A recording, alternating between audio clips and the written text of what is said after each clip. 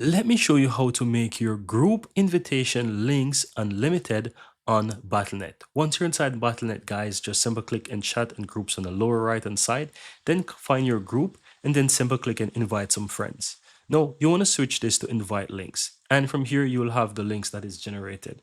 Now from here, just simple click on link options at the bottom, and you want to switch this from expiration from 1 day to never, and the use case, just switch this to unlimited.